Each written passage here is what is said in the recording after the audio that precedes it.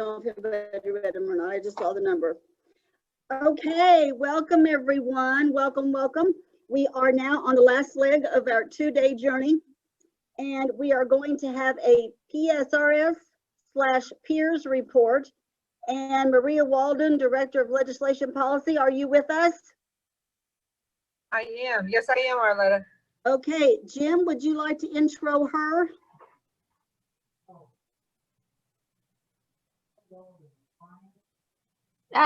Jim, we can't hear you. Maria Walden. There you go. Okay, there you go. Finest and bestest legislative liaison that I have seen in my 28 years at the Capitol. He is on the ball. Good deal. Part of the MRTA team, I would say, because we collaborate a lot on legislations. We talk a lot about legislation and what to do and how to do it. So it's a great pleasure that she's with us today. And Maria, I'm going to turn it over to you, and you can go ahead and say whatever you want to say. Got 2 kids now, right? And I have 2 kids now. Richard sent me a note. I know, he's a cutie. I wish I had a picture. He came a little bit early. He was about a month early, and he has made up for it. We call him the tank right now because he's cute. Good. But we'd rather that be than too small. So I just want to say good afternoon. It's so great to see everyone's face. I've missed you guys. I want to thank Jim too. Oh, well, thanks, Arletta. I want to thank Jim. Jim does a phenomenal job for your association. I do want to thank him for all the work that he does. I do want to mention, though, that Jim normally complains when he's scheduled right after lunch. And I noticed, where did I get the time slot? So I'm not taking it personal, though, Jim. I'm just saying that. I appreciate you guys so much. I want to thank you guys all for your hard work to public education, to the systems. In my role, I could not be as successful as I am without your help. And I mean that from the bottom of my heart. We see it all the time. There are 49 newly elected House and Senate members this year. And with COVID, I really needed all the help I could get. And MRTA stepped up like they always do, and they did a virtual legislative day. Phenomenal turnout. From what I understand, and I talked to Jim a little bit about it, but I got more feedback from our elected officials who said they received emails, they received calls, and it was wonderful to hear from you guys. It was great. So a big kudos to you guys. Most groups now are canceling or postponing their legislative day just because the Capitol really is not a great place to be in at this time. But I say that you guys took lemons out of it and made unbelievable lemonade. And I appreciate it tremendously. So you're an impressive group. And on behalf of myself, our staff here in the systems, we do want to thank you so, so much for everything that you do for us. Jim told me you've had a pretty busy couple days, and so I'm going to just highlight some of the important takeaways, and then if there's particular questions that really want to focus in on certain things, I'd be more than happy to answer those. So if I go too fast, stop me and raise a hand, do whatever you need to do to get me to answer the questions. PSRS Peers has had a pretty good year financially for us. We now are officially over $52 billion. To put that in perspective, if you divided our $52 billion amongst the entire US population, it would mean that everyone in the United States would receive almost $200. That includes man, woman, and child, and no pets. Pets were not included in that. You can tell by the size of $52 billion that is one of the reasons why there is huge pension envy. I was at a hearing this morning, and I'm going to go off a little bit, that talked about having private retirement plans, and AARP was there. They testified in favor of the bill. Really an interesting concept, I thought. But the interesting part is if a retirement is not offered, only 4% of employees will retire or will set aside retirement on their own, 4%. And that really is detrimental, I think, to society and as a whole. PSRS, you're fortunate, PSRS and peers, you're fortunate that it's automatic. As soon as you are a full-time member, you become a member of our system, and we love that that happens that way. Our fiscal year to date returns as of February 28th. Are you ready for this? Jim's gonna love this. I just wanna see his reaction when I say it. It's 16.9, which is phenomenal. Jack, are you sleeping on me? I see you relaxing over there. Okay, I just want to make sure. We plan on about a 7.5% investment rate of return. So 16.9 is double almost what we anticipate getting. So that is phenomenal for the systems. It's phenomenal for our members and really for public education in general. We cover still, I'm going to give you some updated numbers just so that you have them. And I have a summary update, Jim, that I'm going to send your way. It's a nice little brochure. Have you gotten a copy of these yet, Jim, from us? Yes?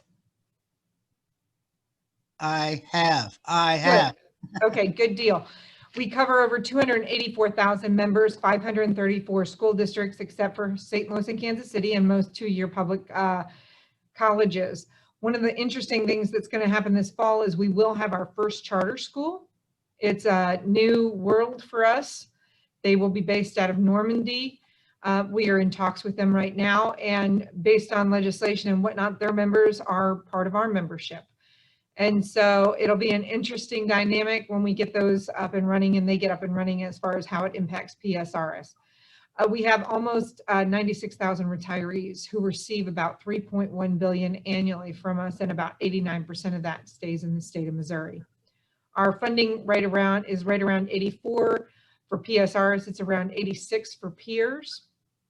Remember, we close our year on the end of June, so we'll hopefully, if the returns stay up in the 16% range, we should see a bump in the funded status at that time. We are the 45th largest public pension plan in the nation, the 101st largest institutional investor in the world. You are fortunate that you belong to such a huge, vast institutional investor, and that is something to be proud of. As I mentioned, you can take all the defined benefit plans in the state of Missouri, combine them, and they still wouldn't have the asset size of us, which is right around 52 billion as of the end of February. Our COLA, we talk about that all the time, and we've got good news. Did Jim share this with you already? Jim, did you share this information? Not yet. Nope. Go ahead. Well, you want me to steal your thunder? I'll be more than happy to wait. No, go ahead. At the end of February, we're right at 2.02, and based on our COLA policy, if we end the year at that same number, a 2% COLA will be granted by the board. So that is really good news. Yep. Now, see, I like that excitement, you guys. Now I feel like I'm in front of you guys more so than not. So I appreciate that. We'll see how it helps, and I hope that is how it, I hope that's how we end the year as well, up that high. But you probably notice that when you go fill up your tank of gas or go to groceries. I've noticed it with my grocery bill. But again, I have the tank that eats with me. I'm just saying, my little tank is, he's a chunk. I'm going to start now on legislation. So some of this, I'm going to give you bill numbers, and more concepts are what is more important. But I just want, I'm trying to keep an eye on my time as well. So I don't want Jim to cut off my microphone before I finish, because he will cut me off, he says, I think. He'll do one of these. That's good to know. That is really good to know. So I'm not sure if Jim has shared this with the group yet, but congratulations are in order. Have you shared them the good news yet, Jim? Yes, I have. Oh, well, then you stole my thunder, but. Go ahead. The 2.55 formula factor with 32 years of service was added onto a PSRS bill on Monday and was perfected. To get that in perspective, it still needs to be third read in the House, but that is almost a preliminary thing. It should happen this week, and then it'll be referred over to the Senate. I'm going to tell you right now, this would not have happened without your hard work and support. From my understanding, your Blitz Day produced over, I think Jim told me, almost 10,000 contacts with Missouri General Assembly. Yes. What a huge impact that had. When the bill was brought up for discussion, I told Jim they spent about 15 minutes on critical shortage, the critical shortage language. When it came to the 2.55, there was no discussion. She closed and the amendment was added to the bill almost instantaneously. And that is all because of your support and what you have done. And we appreciate it. Your number one priority is moving. 125 people. Pardon, I'm sorry. President Summit. Yep. There you go. The bill number is House Bill 811. I'm going to tell you a little bit about 811 because there's two other provisions that are included in that. We like to refer to this bill as helping with public education and teacher shortage issues. So the original underlying part of the bill deals with working after retirement for PSRS members who return to work in a peers position after they retire. They work under the peers track, so they work under the non-certificated track. The current salary limitation on that is $15,000, and there's no hourly limitation.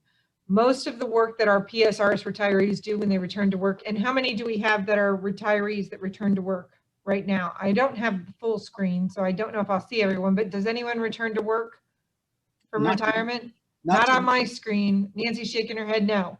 I'm going to say no. But basically, if you return to work and if you're a teacher and you return to work as a bus driver, your current limitation right now is around 15,000. Representative Black faced some issues with that, and he decided that he would like to move that up to the Social Security's exemption earning limit, which is right around 18,960 right now. It has an inflationary component, so it's kind of nice in that that number won't stay static. It'll go up as inflation goes up. And so that should help some of our rural school districts who are having a hard time getting bus drivers in, getting cooks in, and that sort of thing to hire our retirees without it impacting the system. The best part about that bill is that the contribution is paid to the peers system. So peers system has an insignificant fiscal gain. And this also just really allows the school districts to kind of take a step back and figure out where they're at with the process and see if they need to do more marketing or whatnot for some of those positions in the future. The other amendment that was actually, there was an amendment put on critical shortage. And Jim, I'm not sure if you've ever talked about this with your group. Our current statutory limitation is 2 years under critical shortage. So if you have a teacher on the PSRS system who, let's say she retires and she's a chemistry teacher and she lives down in Mississippi County and they don't have a chemistry teacher down there that can take over. Or, and this was interesting, Representative Black mentioned this on the floor, they had, he's up in the Chillicothe area, they had a lady who thought it would be wonderful to live in the country. So they hired her as a chemistry teacher. She went out there and then she realized that country living wasn't for her. So she left. So they were left without a chemistry teacher. The critical shortage provision allows you to bring someone back in. And what they're seeing in some of these school districts, if they can get enough time, and part of the idea behind going from 2 to 4 is they can market the seniors that are currently in the programs, an ag student who's really good with kids and is very good with the knowledge base on it. They can put him through college, potentially give him a scholarship on the condition that he comes back and works for that rural school district. And the 4 years will keep him there, keep the system moving as it goes along. They can grow their own specialty teachers. So that's been an interesting side note. And then the second amendment was the 2.55 with 32 years. As Jim meant, or as I mentioned earlier, it went on with no problem. There was no discussion, nothing on it. I don't think it'll be that easy on the Senate, and I'll talk about that in a few minutes. I want to thank you guys for making this your #1 priority this year, and I mean that. We couldn't have done it without you. I spent most of Monday running around like a chicken with my head cut off, making sure that all the bases and T's were crossed and I's were dotted, and called Jim a couple of times just to see if there was anything I was forgetting about. But there was absolutely no discussion on the floor of the House when this amendment was discussed. That is in part to you guys, and I thank you. It's in part to you and to Jim for seeing this as a huge value to the system. This will save the systems around $16.8 million a year. And more importantly, it is going to keep our quality teachers in the classroom a little bit longer until they can figure out how to deal with the shortages in some of these rural communities. Jim and I talk about this all the time. I think if they paid teachers more, they'd get more teachers in the profession, but that's just me and Jim having that discussion on the side. House Bill 811 still needs to be third read in the House. That should happen this week. If everything goes according to plan, then it will go to the Senate to be reviewed. If you have any good relationships with any senators and want to put in a good word for it, remember it'll save the systems around $16.8 million a year. It will keep teachers in the classroom 2 years longer than their average retirement. Most of our teachers will retire at 30 years of age, so it will keep them in the classroom a little bit longer. And we're extremely excited that maybe this bill will have a chance to become law and we can move forward from that. So I want to thank Jim especially for listening to me and making this a priority for MRTA. A bill that we're extremely concerned with is House Bill 439. Jim, have you talked anything about your membership on this one? So 439 allows school districts to issue teaching permits, not certificates, to 25% of the teachers in their district. There are two qualifications to get a teaching permit. And I'm saying permit like this so that you understand there's a difference between a permit and a certificate when it deals with the retirement system. So there are two requirements for this permit, an associate's degree, and you have to pass a background check. Now, the school district can set up other parameters. It's up to the school district, but the only two parameters that are in place in this statute is an associate's degree and a background check, just to keep that in the back of your mind. So why is it important that to us that it's a permit and not a certificate? If you remember, PSRS covers certificated employees only. They do not pay into Social Security. Peers are non-certificated. They do pay into Social Security. The term certificated refers and is very specific. It's not only specific in our statutes, it's also very specific in the Social Security agreements that our school district signed back in the day to be exempt from Social Security. And that's where there's twofold of an impact on this. They have to be duly certificated under the laws governing the Certificate of Teachers, which is the sole responsibility of the State Board of Education and the Department of Elementary and Secondary. They do not take into account that it is a school district. There is nowhere that allows that. So that permit essentially will allow those people not to go into PSRS. They will be enrolled in the peer system. That means we would lose roughly about 25% of the PSRS teacher workforce, or they could shift over. So how much is 25% of our active teachers? We have right around 70,000 active teachers. If 25% of those permitted teachers are now under peers, we would lose roughly in covered payroll about 17,600 members. That's a huge impact to the system. That would change the payroll base in which we pay our unfunded liability. We're waiting on an actuarial cost statement on this. We have met with the sponsor of the bill. We have met twice. We've also met with the chair of the committee that the bill's before, and the chair said he wants us to try and work out a compromise with him, so we're continuing to do that. One of the issues that where there might be a huge disconnect is this idea that it's a certificated versus a permitted.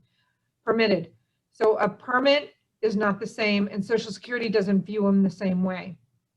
And because Social Security doesn't view them the same way, these members would not be would not be able to be exempt from Social Security. Now, I don't know how many of you guys were active or how many of you were retired. Jim was around in, I think it was the beginning of 2010, maybe, Jim, when we had that issue with Social Security and the 218 agreements back in the day. Arletta, were you around with that? Do you remember any of that? Not necessarily. I was only 4 years into retirement then. Oh, well, you were a youngster then. You didn't know. So Karen might have been around. Karen Miller might have been around. I know Jack was around. I know he remembers some of this. What had happened was Social Security had done an audit on one of our school districts and found out that there were certain positions that the school district had deemed under PSRS, in which the Social Security Administration didn't think they should have been under us. It caused a huge kerfuffle. And we ended up having to, Jim signed the letter. We had, I think, 26 associations, educational associations, sign the letter, go before Congress to try and make some changes. As you might not be aware of, the Social Security Administrator is not very easy to work with.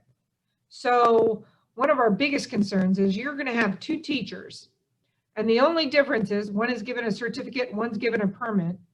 One's going to be in PSRs, one's going to be in peers.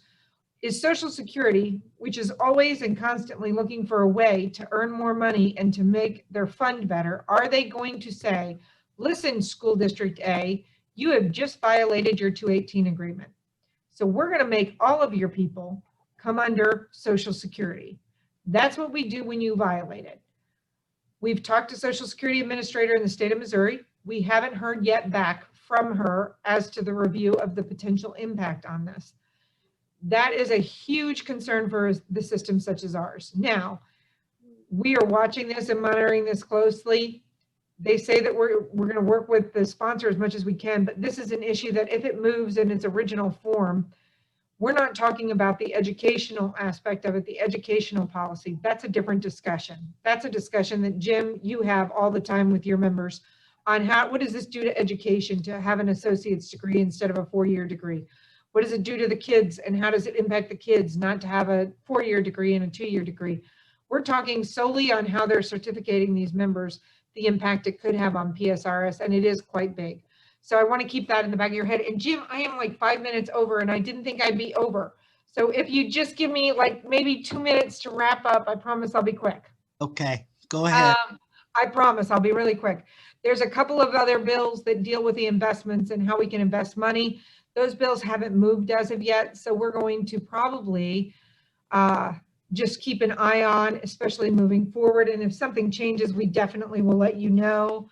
A bill that was interesting that was filed, and you'll love this. Do we have any people from the northeast, Kirksville area, Hannibal area on the call? We might have some. Cindy O'Laughlin, I'm not sure if you're aware of that name or not. Jim knows her, I think, or has heard of her a couple of times. She filed a bill, and it's an interesting bill. Senate Bill 598 is the bill. It only allows for one membership, one defined benefit plan established by a state entity. So we would be part of that, or a political subdivision. So for instance, if you went and worked at the Kansas City Public Schools and were under Kansas City Public School Retirement Systems, and then you decided to move to PSRS Public School Retirement System, you would only be able to choose one of those retirement systems. And you have to keep and understand, you don't get service for both. We only allow you to get benefits for the time that you work with PSRS and with us, and you only get time working for them, but you have it over the length of your career. This would impact Mosers, it impact MoDOT, it impacts county, city officials, any of that. We're not sure the reasoning for the filing of the bill, and right now we're trying to keep education out of the limelight just because of the potential threats that are out there. But that's one of the bills that if it moves, we're probably going to have further discussions on this as to the impact it could have in the Kansas City and St. Louis areas. And I know that you guys have several members that are from St. Louis and Kansas City in your retirement association. So that's of importance. And then the only other bill that we have that is out there that deals solely with PSRs is Senate Bill 608. We were very progressive when we allowed for beneficiaries back in the day, but Missouri Constitution did not allow for same-sex marriages in the state of Missouri due to a constitutional prohibition. Back from 2014 to 2015, the Constitution said a marriage was only between a man and a woman. And so we have some members who are same-sex members who weren't allowed to get married, who have since had issues, divorced or separated. And this allows them to pop up to a single life option if they so desire. I think this will be more contentious. It doesn't cost the system. So if you hear about the bill, there's no cost to the system, but I think just by its nature, it'll have more impact than not. So that's all I have as of right now. Jim, can you think of anything else that I might have missed? Because now I'm 10 minutes over according to my clock, I think. No, very good job, Maria. I was looking in the chat to see what questions you might have. Let me see if I can pull it up too. First one says, does House Bill 811 have a sunset? And the It does not. It's It not. stays in 100%. 100% in once it's in, unless it's legislatively changed. The bill number for Cindy O'Loughlin's bill is Senate Bill 598. And again, that hasn't been moved yet, so we're going to wait and see what action happens with that. So that's good. So we're excited about that. So at least not moving. Not excited about the bill, but excited about it not moving. Well, we have expressed at the board meeting Monday and at the President's Summit here, we are very much concerned about House Bill 439. And so as an association, we're definitely watching that. And if it moves at all, we're going to kill it. Yeah. figured as much. And again, our issue is specifically, the systems have really big concerns with that financial impact that it's going to have to our membership as well as to our active members. If you remove that many people from PSRS, the active members that remain will have a higher contribution rate.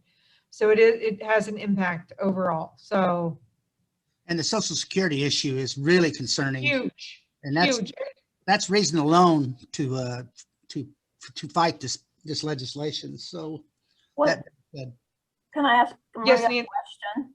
yeah, go ahead, Nancy. Maria, what about House or Senate Bill 55, the one with the charter schools and what the all the money for like tax credits and all that? Are you familiar? That right now, that's hard for us to quantify the impact of that. We're not sure what the usage will be and whatnot. And it's based on a per student basis. So it depends on how the school districts would be impacted. Nancy, we watch those bills, we monitor them, especially for any type of nefarious amendments that could be put on them. But at the same token, it's one of those where that's an educational policy discussion for most of it. And we like to, we get enough hot water without waiting in that right now. And we leave that up to MRTA to fight the good fight on that. We're doing it. Yeah. We appreciate it. Nancy, it's so great to see you, by the way. I've missed you. It's good to see you. Hey. I miss you too. Maria, Hey, John. Yes. hi Maria. Congratulations on the birth of your son. He's a cutie. Question on the, you mentioned the charter school in Normandy. Yes. Do you have any other charter schools that are in the system? None. Absolutely none. This will be our first. First. Okay, very good. Thank you, Maria. It is Thank our you. first. Our board did we did a presentation on charter schools on the last board presentation, and I would be more than happy to send that to Jim if Jim wants to send it to some of the membership just to see the impact and what we've currently done on charter schools. Yeah, and I want to make it clear. I want to make it clear that current law allows charter schools in the St. Louis City School, St. Louis County, St. Louis City, and Kansas City. Yes. That's the only places in Missouri that they are allowed, and this was done in the 90s. Jim, So, they're also allowed in any provisionally accredited. If you've been provisionally unaccredited, I think they're also allowed for so many years. If the school district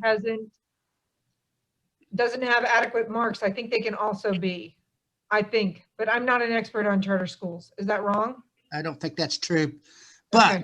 it may be in Kansas City, St. Louis, but not anywhere else. Okay. So Yeah. far. That's the point.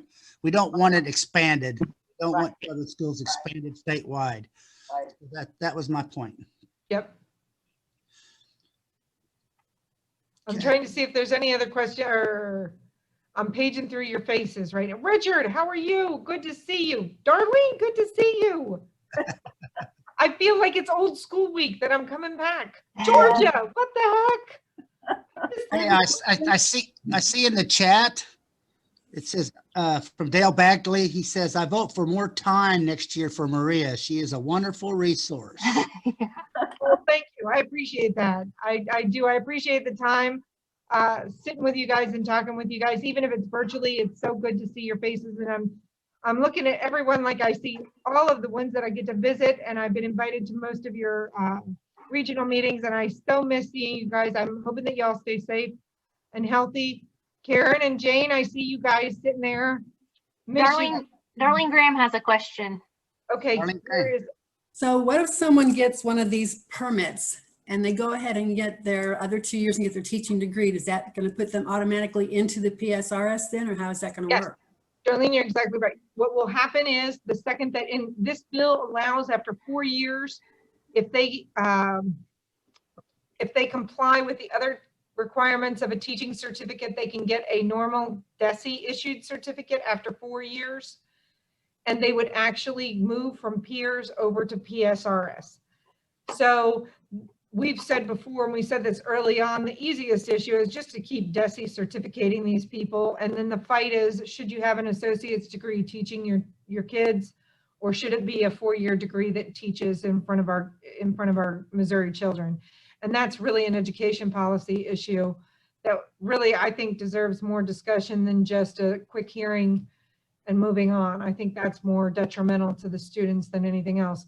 We see it all the time in some of the studies. Jim can back me up on this. The quality of the student is indicative of the quality of the teacher. If the teacher does a great job, you're going to have good test scores, you're going to have good students, you're going to have a benefit there. Better educated students in Missouri, the better the teacher is. And I'm not saying that an associate's degree will not provide the same level, but I can tell you this, there are things they teach you in the 4-year degree that they can't cover in a 2-year degree. Fully aware of that, fully aware of that. Yeah, So- I'm talking to the experts. What am I saying? I feel like I'm Well- in your good graces there. The school district would issue, Linda, you asked, does the school district actually issue the permit? They do. They would also set up the perimeters as to what is required for that district. Now, if you have 2 districts, they can agree to accept the other district's policy, and they can teach in multiple districts if they so deem, if both districts agree to that. The only requirement in the statute as it's currently drafted is an associate's degree and a background check. Everything else is indicative of what the school district wants to be part of that certificate. I don't know if, I'm not as up on DESI's certificate requirements other than we just want them to be certificated to be in PSRS. Bet. Well, thank you, Miss Maria. Thank you for your Hey. time. We appreciate it. And let me know if that bill gets third read I tomorrow. will. I'll let you know. Well, 828, we're keeping our fingers crossed, and any help you guys can give us on the Senate side, I would absolutely love it. But We we will have, appreciate you. we will have a call to action on that. Oh, I like that idea, Jim. I Senate. like that idea. Listen, take care, you guys. Stay safe. And if I can do anything, Jim knows how to get in touch with me. Take care. Thank you. Thank you. Bye-bye. By the way, my name is John, not Judy. Ah, Well, so.